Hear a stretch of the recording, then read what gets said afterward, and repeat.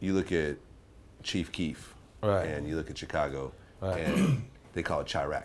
Chirac, yep. Chirac, yep. But you guys were calling. We was calling Queensbridge, Kuwait, Left Rack, Iraq. You called yourself Gaddafi. Yeah, where did this whole Middle Eastern thing? I'm gonna tell you like this. We used to sit up. Rest in peace to Barbara Holly, Pone moms.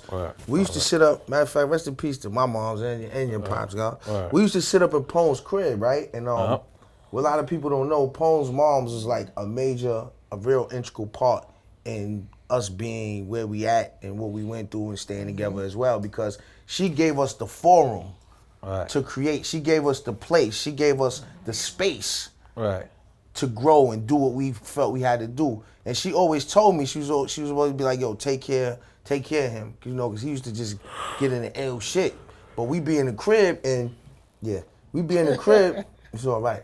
We be in the crib and shit, and we be sitting down and we be talking. And one thing I didn't like was that, and this is like my brother said earlier, when you pro-black, that don't mean you anti-white. Exactly. So I'm gonna make a statement. I didn't like how everybody was adapting mob monarchs. And, I didn't really like it, with the exception of Pone, because he was Capone before he did the rapping thing, with the exception of him. And it just made me feel like, yo, why is everybody jacking this mob shit? Like, and I saw something in Godfather one time, and, it didn't sit right with me when they were at the commission at the table, and they was like, yo, he was like, I didn't want my people to move drugs.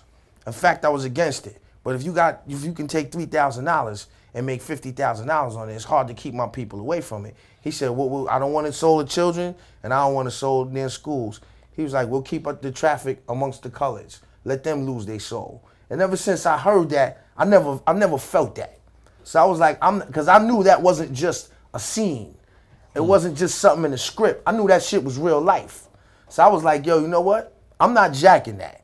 So then I started looking at what I thought was like other gangsters, like real gangsters, and I was like, yo, this dude Mumar's ill. So then I was like, yo, you know what? Since everybody's doing this, yo, let us just go left. They're already comparing us to these dudes and let's just go totally left. Like, we got our own language. And Wu-Tang was doing Shaolin at the time. And then they kind of took on the Gambino thing and Noodles and all. And I'm not, I love them brothers, you know what I'm saying? And, but we was the first. Yeah, we had to do our own. We had to set our own lane, you know what I mean? But when they was doing the Shaolin thing, I remember us specifically sitting at Pone crib and saying, yo, we got to do something different, like something Middle Eastern, and then we just... The thing about it, what made us really go that route, because it started off just by the name of the album, The War Report. We were sitting there watching CNN. And it said The World Report. Which was on Channel 10 at the time. It was on Channel 10, and it said The World Report. That's right. It said The World Report. And there was war going on. I don't know. I think that was the Iraqi war, I think. Yeah, it was. Desert Storm. Desert Storm. That's what Clue had to remember. Desert Storm. Yeah.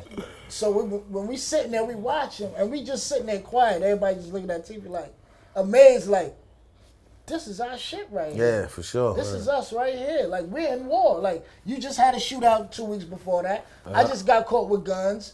This nigga just got us some shit. This is us. Right. They basically talk about us right in front of our face. And that's how everything. And then if you look at what CNN do, they report the war. They report they report any type of war. So that's. So we tried to run with the CNN logo, everything. Yeah, it wasn't happening. They shut us down. Yeah, they shut us down. It's not happening. And we, well, I don't know about them, but I was too, naive to know that just because it's Channel 10 and Left Rack and Queensbridge doesn't mean it's Channel 10. Oh yeah. Everywhere. Everywhere. So we were home like we used to be like CNN Channel 10. And we used to think that people would catch on. No, but if you're not from Queens, if you don't got Time Warner or whatever, I didn't know that. Like I said, Channel 50 for another. Going to what's that shit? What's that shit in the Bronx where you the seafood spot in the Bronx? City Island. City Island. Like, going to City Island to me at that time was like Mr. Giles. Yeah. You know what I'm saying? I had not traveled at all. Like, bang bang. Bang bang. Bang bang. That studio session was real. Yeah. Was Foxy originally supposed to be on that song? Yeah. Okay, Yeah. so it was. Let me tell you something, Vlad. She came in the studio, said, "What's up, Pone? What's up, N.O.R.E?" and went in the bathroom. Set up the mic. She was like, set up the mic. She went in the First of all, she went in the bathroom and wrote her verse. She stood in the bathroom for like half an hour. It was like, where the fuck Foxy at? She in the bathroom, came out, was like, I'm ready. And I remember clear as day, my man 6'7" was like, what you was doing in the bathroom? You in there all day, woo woo. She's like, I got this. And went and did her numbers. I said, That was like the ooh. less disrespectful verse. Out of all the verses that she actually spit, it was the least disrespectful. Like, Well, she took a shot at Diddy. But you gotta understand, not to cut you off. That right there, like he said, was the least. That was the only verse she kicked. She said worse shit. Yeah, and I was actually cool with Puff. I think I just did the Little Jerome remix.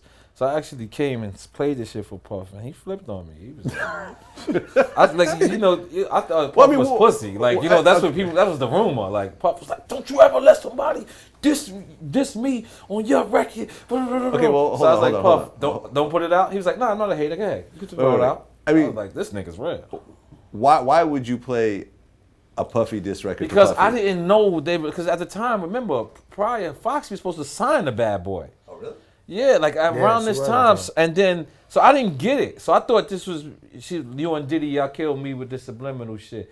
So I didn't know if it was like, oh, I get it when she mean by that, or it's disrespectful. I kind of didn't know. I knew it was disrespect because of the other verses, but this is the actual final. You know what I'm saying? So when I finally played it for him, like I said, he kind of like flipped on me. But I knew Puff is not a hater because I said, so you want me not to put it out? He's like, no. Go ahead, do your thing.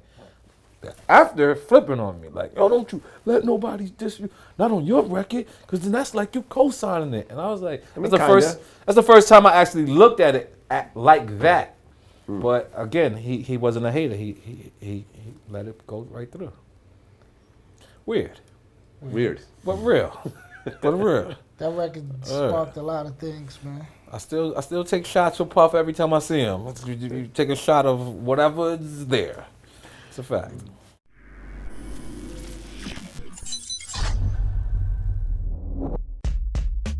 And if they want to do they do, let them do the do. They the ones got to ride it out, cuz. Okay? Don't throw them under the bus. At least they ain't out hurting nobody. Black people, we have okayed everything down to a point where our culture is gone.